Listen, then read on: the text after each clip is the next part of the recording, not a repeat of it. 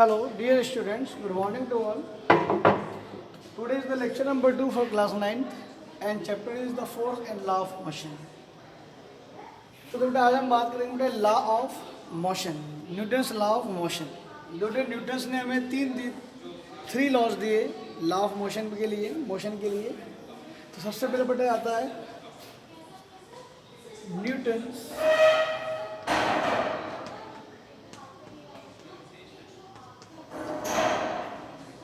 First law of motion, और बेटा इसको हम लॉ ऑफ इनर्शिया के नाम से भी जानते हैं।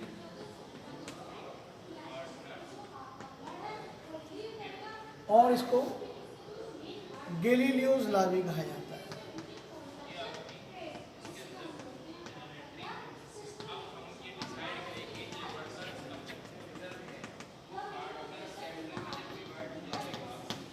तो न्यूटन्स का फर्स्ट लॉ को गैलीलियोस लॉ इसलिए कहा जाता है क्योंकि जो न्यूटन्स ने बेटे फर्स्ट लॉ के बारे में जो बात बताई वही सेम बात उनसे पहले गैलीलियोस नाम के एक साइंटिस्ट हुए हैं, उन्होंने भी यही बात बताई थी। तो इसलिए न्यूटन्स के फर्स्ट लॉ को गैलीलियोस लॉ भी कहा जाता है।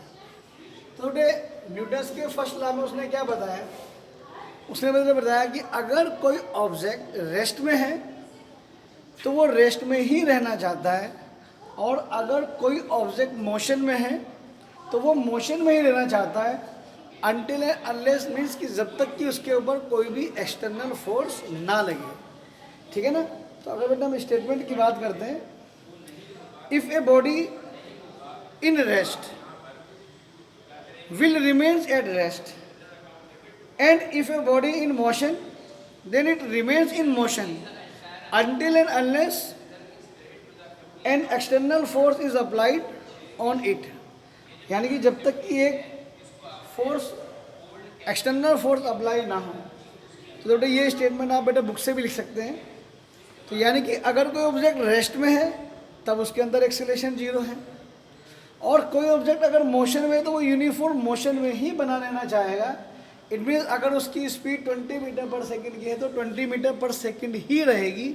इट मीन्स इस केस में भी उसके पास एक्सेलरेशन 0 ही रहेगा जब तक कि बेटे कोई भी एक्सटर्नल फोर्स नहीं लगेगी। तो बेटा अगर कोई ऑब्जेक्ट 20 मीटर पर सेकंड से है और उसके पास एक्सटर्नल फोर्स नहीं लग रही और वो यूनिफॉर्म मोशन से ही चल रहा है तो एक्सेलरेशन तो अपना भी 0 हो गया।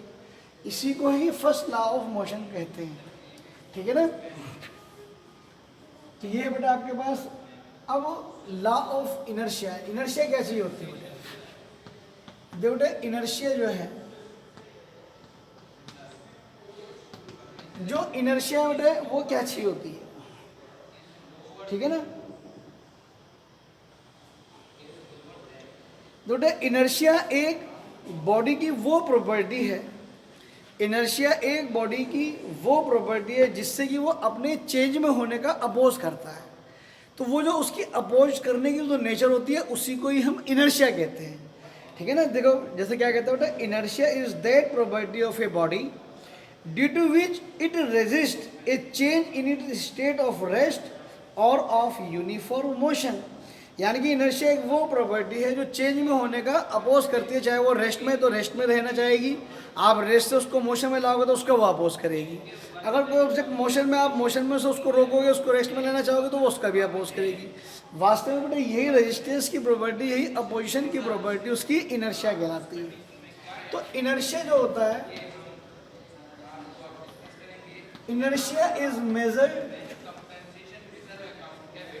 मेजर्ड by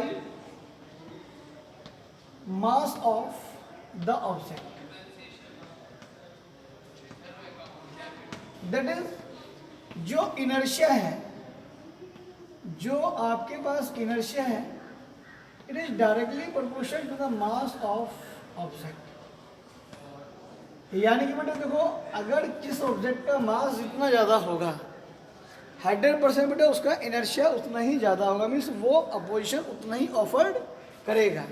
जैसे मान लीजिए बेटा एक आपके पास 20 किलोग्राम का ऑब्जेक्ट है और एक आपके पास 50 किलोग्राम का ऑब्जेक्ट है। तो देखो बेटा 20 किलोग्राम के ऑब्जेक्ट को मोशन में लाना आसान होगा as compare to 50 kilogram object के मुकाबले। इट मीन्स जो 50 किलोग्राम का जो ऑब्जेक्ट है उसका इनर्शिया ज़्यादा रहा, यानी कि वो रेस्ट में रहने की नेचर ज़्यादा रखता है, इसलिए उसके ऊपर फोर्स ज़्यादा लगानी पड़ेगी। इसी प्रकार से आपके पास दो ऑब्जेक्ट है, एक हैवी ऑब्जेक्ट है और एक लाइट ऑब्जेक्ट है, दोनों ही मोशन में हैं। तो आपको जो लाइट ऑब्जेक्ट है उसको आप आसानी से रोक सकते हो, और जो हैवी ऑब्जेक्टिव है उसको आप आसानी से नहीं रोक सकते। तो वास्तव में एक ऑब्जेक्ट का जो इनर्शिया होता है बेटे वो उसके मास के ऊपर डिटरमाइन करता है, उसके मास के ऊपर वो बेस होता है, ठीक है ना। अब बेटा कुछ एग्जांपल्स हैं बेटा आपके पास। एक एग्जांपल है बेटा आपका, एग्जांपल मान लीजिए बेटा ये आपके पास एक गिलास है, ठीक है ना, और इस गिलास के ऊपर बेटे मैं एक कार्ड रख देता हूँ। क्या रख देता हूँ बेटे मैं? हम कार्ड रख देते हैं और इसके ऊपर एक रुपए का कॉइन रखते हैं। ये क्या है बेटे? 1 रुपीज़ कॉइन। तो अगर हम इसको फ्लिक करते हैं, यानी कि बेटा अगर मैं इसके ऊपर फोर्स लगाता हूँ, किसके ऊपर बोलिए आप बेटे? इसके ऊपर फोर्स लगाता हूँ मैं, इधर की तरफ फोर्स लगाता हूँ मैं, तो ये क्या होगा? ये जो कार्ड होगा ना, ये कार्ड तो बेटा इधर से गिर जाएगा, यानी जो कार्ड होगा बेटा वो तो इधर आ जाएगा। और मान लीजिए बेटा ये आपके पास गिलास है, तो ये जो कॉइन होगा ना, ये जो कॉइन होगा बेटा वो आपके पास यहाँ पर आएगा।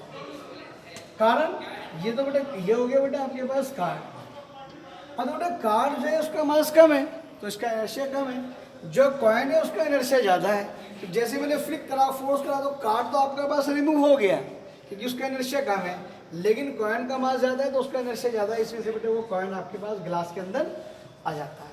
करेक्ट। और देखते बेटा आपके कुछ एग्जाम्पल। तो बेटा अगर आप बसेस में या गाड़ी के अंदर आप बैठे हैं और गाड़ी जो है वो रेस्ट में है, अब जैसे ही आपके पास गाड़ी इंस्टेंटली तेज़ी से आगे चलती है तो we will go backward direction.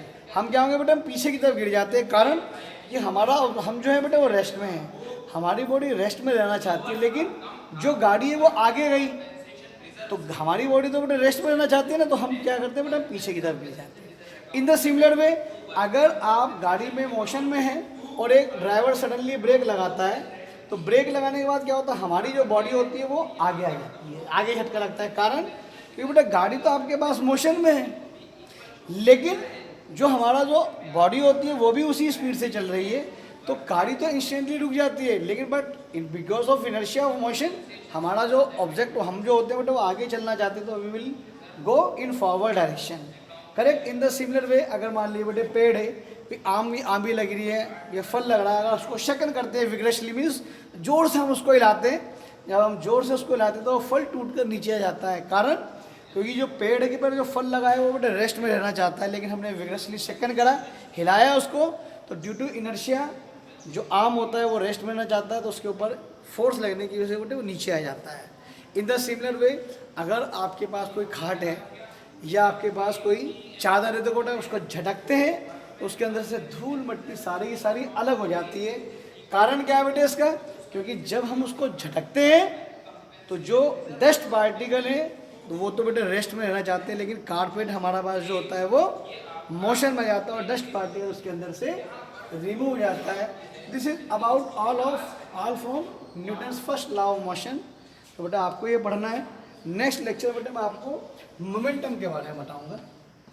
बेटे मोमेंटम और आपके पास सेकंड लॉ ऑफ मोशन बहुत बहुत बहुत इंपॉर्टेंट चीज़ है।